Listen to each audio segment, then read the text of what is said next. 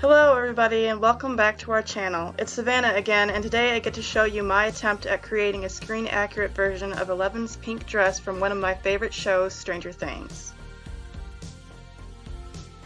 As always, I started out with a sketch. Sketching really makes me study the reference photos and almost forces me to notice the small design details I might normally miss at a glance.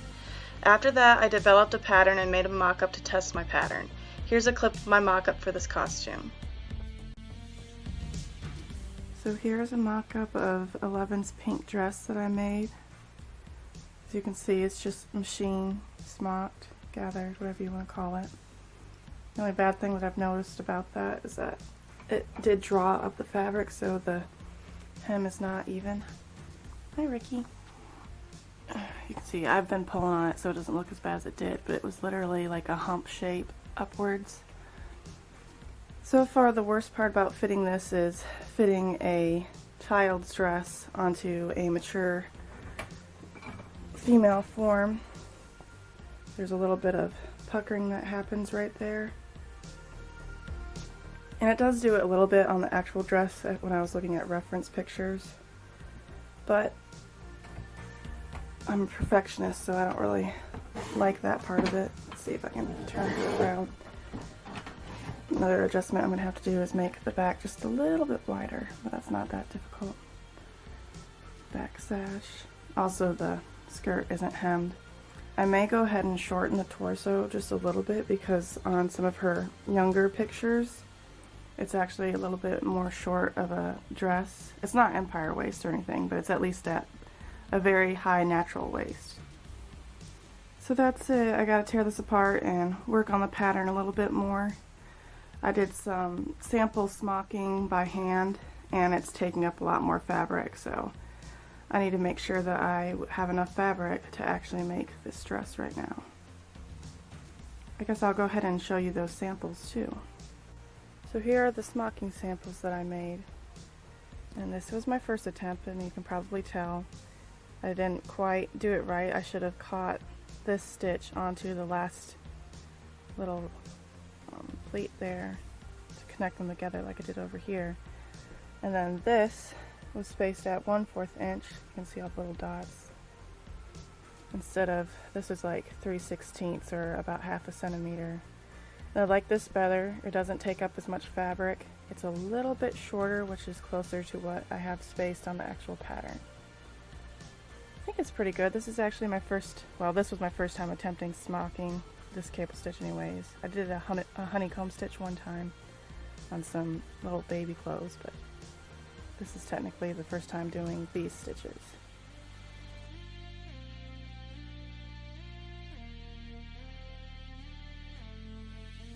Almost.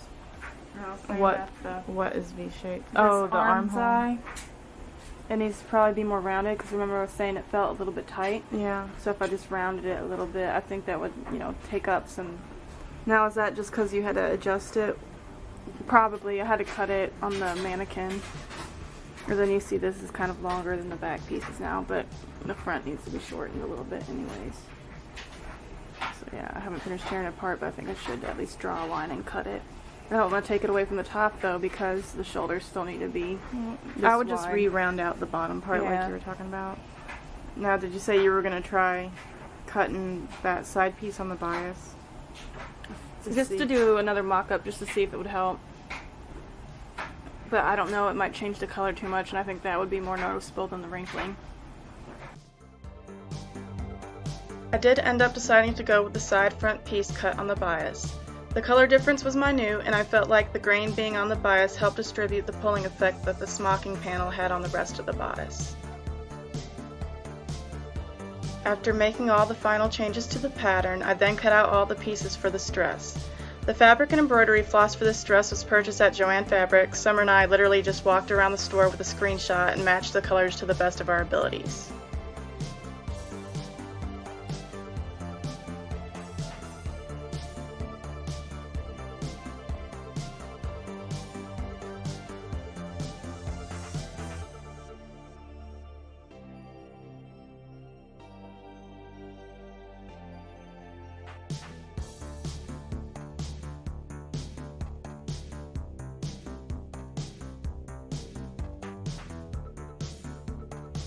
I began on the sleeve so that I could practice the smocking techniques at a smaller scale. I started off by transferring the dots on my graph paper onto the bottom edge of the sleeve.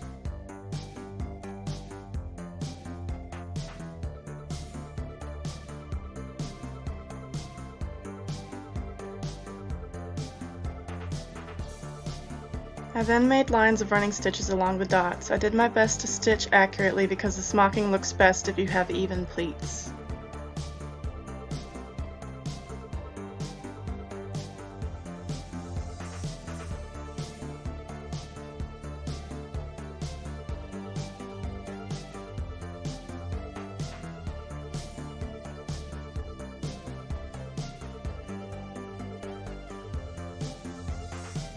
Using the running stitches as a guide, I began to make a cable stitch pattern using a matching pink floss. A cable stitch is basically a back stitch linking two pleats together. To begin, you gather the first two pleats together, then push your needle through to the adjacent pleat, which is the third pleat in this case. Then you back stitch, grabbing only one pleat from the previous stitch, and pull the needle through to the next open pleat. You repeat this step, alternating the back stitches above or below each of the previous stitches. It's pretty easy once you understand the concept.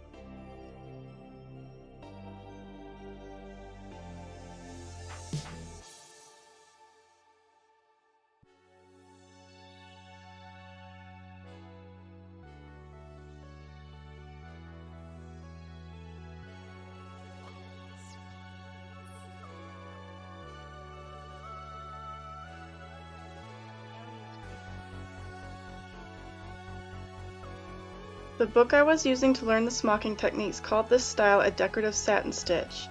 To me, they look like little plus signs or crosses. Once again, they are just made up by backstitching pleats together. I did them different ways until I found one that worked most efficiently for the zigzag pattern I was creating. You will notice that on the red and green crosses, I would tie them off every time when I finished one, while I just continued with the white crosses without tying off. This was because the fabric was sheer enough to see the colored floss underneath whenever it would travel across the pattern.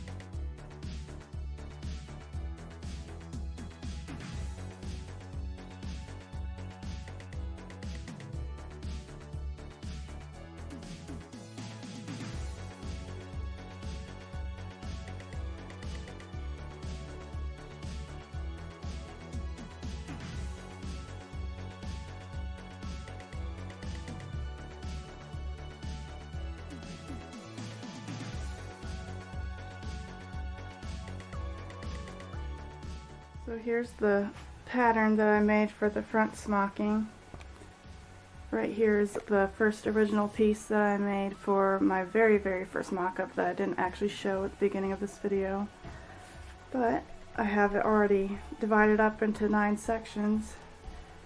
You can see there's 9 horizontal bands on the front of the dress, so I just took the graph paper of the right size and lined it up roughly with my sections. They're a little bit off, but I had to, divide this in a way that it would make the 9 sections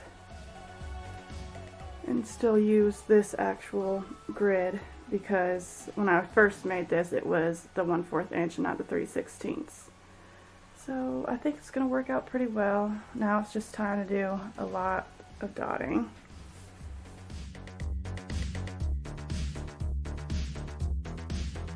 The front panel of this dress was just under 2 yards wide.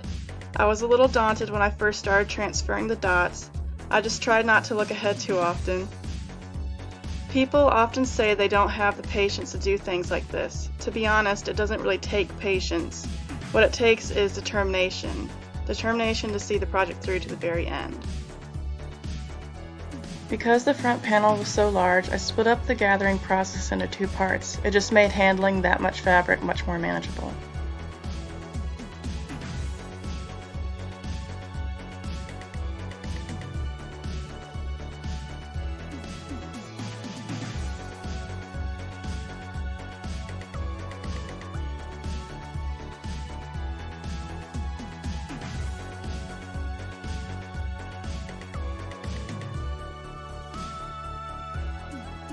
For the front panel, I decided to do all of the matching pink embroidery first. The pink embroidery was made up by alternating rows of the cable stitch with rows of a Van Dyke stitch. The Van Dyke stitch is made by backstitching 2 pleats together, then dropping down to the next row of gathering thread. You put your needle through the last pleat from your first joining through to the adjacent pleat. You allow the floss to stay on top of the work. It will appear to wrap itself around the pleats that is tying the 2 rows together. You can continue this process moving up and down as many rows as you want. In this case, I stay between 2 gather stitch lines.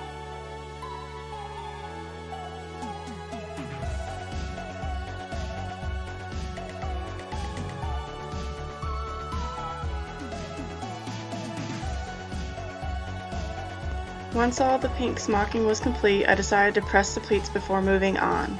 I did this by using a padded pin board. I would pin and press every couple of rows until the whole panel was pressed.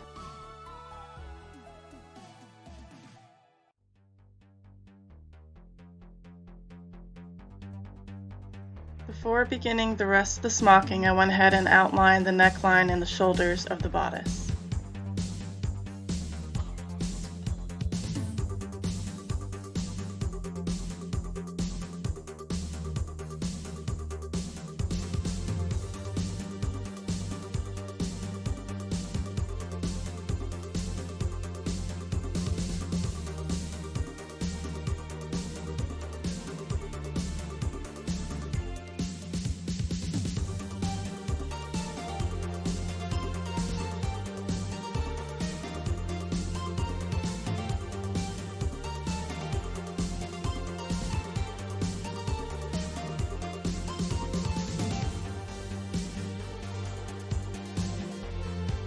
Now that the smocking was all done, construction could finally begin on the actual dress.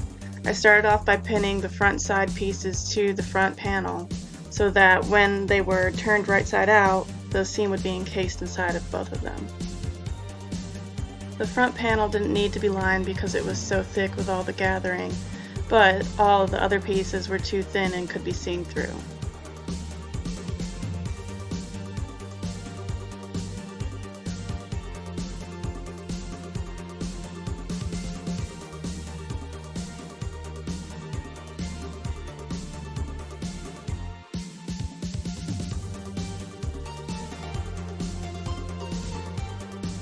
After making the front of the bodice, I went ahead and made the back sash ties so that I could attach them to the side seams of the bodice.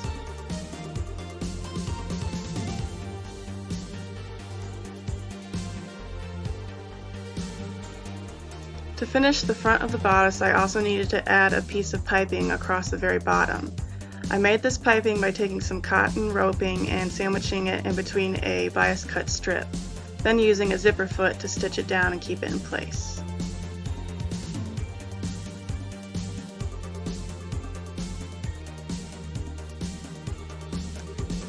To pin the piping in place, I laid it over the front pattern piece to make sure that the waist was at the right size. The smocking acts almost like an elastic in this state, but the piping is rigid. So if I sewed the smocking at this point, the waist would have been too small. Also, I needed to shorten the bodice just a little bit, so I raised the piping to raise the waistline.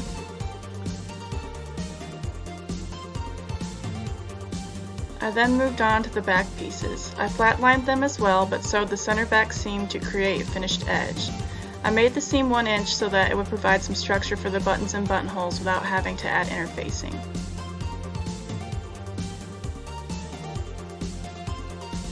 After that, I went ahead and serged the side edges and the shoulder edges of both the front and the back bodice. I then went ahead and sewed up the shoulder seams.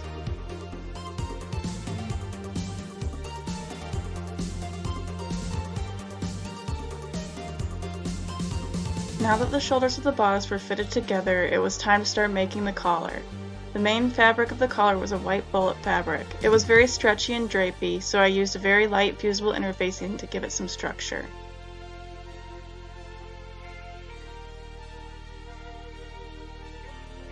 Using the same methods as before, I made a white piping to go around the collar. I carefully clipped the pieces so that they would fit around the curves of the collar, and then pinned them down.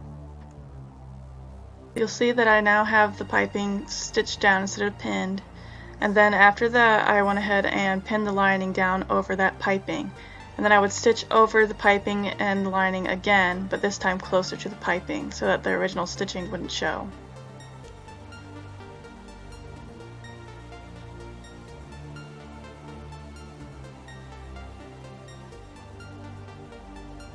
I turned the collar pieces right side out and then ironed them flat, then carefully pinned them to the neckline of the bodice.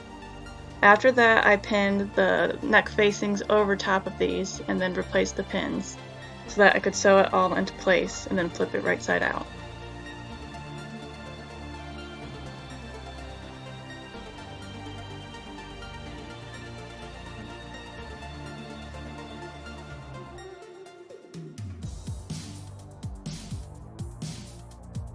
After stitching the collar in place, I clipped the seam edges and then pressed it down, and then secured everything down with a whip stitch.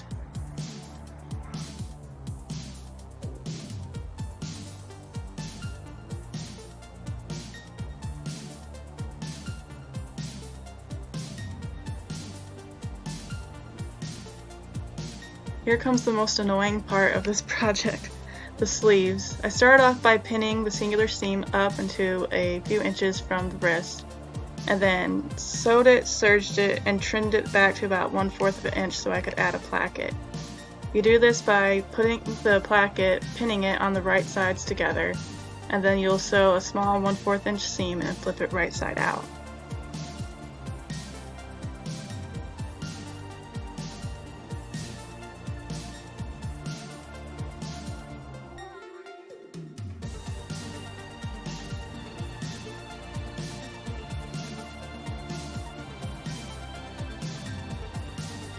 After sewing and turning out the placket, I carefully turned down about 1/4 inch on the opposite side of the placket and then bent it down to conceal the raw edges of the placket. I carefully pinned this down in preparation to hand sew it.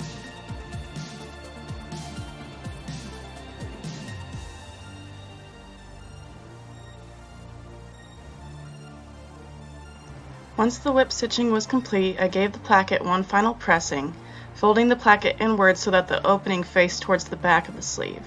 I gave it one more pressing to hold it in place, and then I also compared it to my other sleeve to ensure that I had not made the same fold on both sleeves.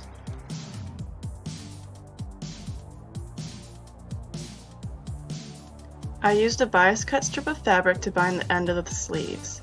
I put right sides together, then sewed it on at a 5/8 inch seam allowance. I clipped the wrist where the buttonholes would be in order to reduce bulk for later. I then folded the strip over the seam allowance and folded the corners of the bias inwards and pinned down the whole thing to whip stitch it closed.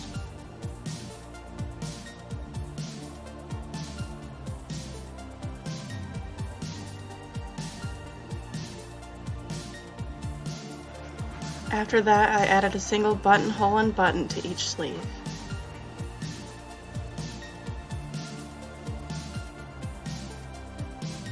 I put 2 lines of gather stitching into the sleeve head and then pinned it into place to sew the sleeves into the bodice. Before proceeding, I put the bodice on the mannequin to check that the seams were good before serging it, but I found out I had some structural problems as far as the whole sleeve goes. So I kind of hit a snafu with these sleeves. I already took one off because I think I've figured out a way to fix it, but they're just very full on top, which L sleeves are not that full. They are gathered, but they're just not very full. And the length of the inside of the arm is kind of short. So I'll show you what I think I'm going to do to fix it, because I was, in despair earlier thinking I was going to have to redo the sleeves all the way. But I'm going to show you with this sleeve how I'm going to fix it, or how I think I'm going to fix it anyways. To be continued.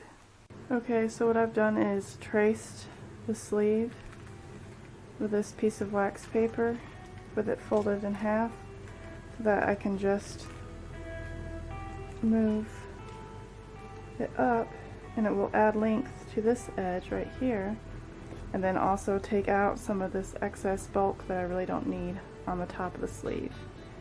And that should hopefully work and save me from having to redo the wrist part of the sleeve. Fingers crossed. I was so happy it worked like a charm. The sleeves are now much more belled out at the bottoms, but not as full at the top.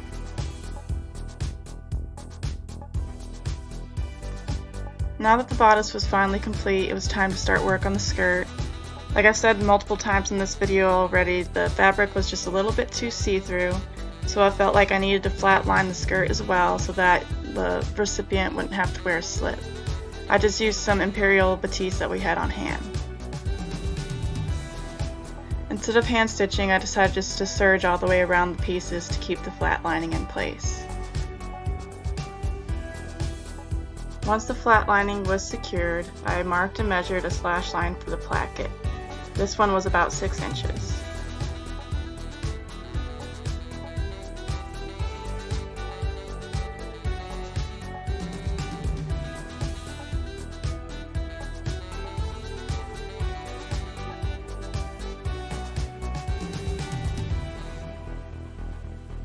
It was finally time to add the skirt to the bodice, but before that I quickly serged the bottom of the bodice so that the seam would be bound, and then gathered the skirt up and pinned it to the bodice. It was kind of difficult sewing the skirt and the bodice together because the layers were so thick, but I got it done with some struggling. It was time to add the buttons and buttonholes to the bodice. I used pins to mark my buttonholes. Since there was an odd number, I actually just folded the back of the bodice edge in halves to get the buttonhole placement. It makes it a lot easier than trying to do all the math to figure out where they should go.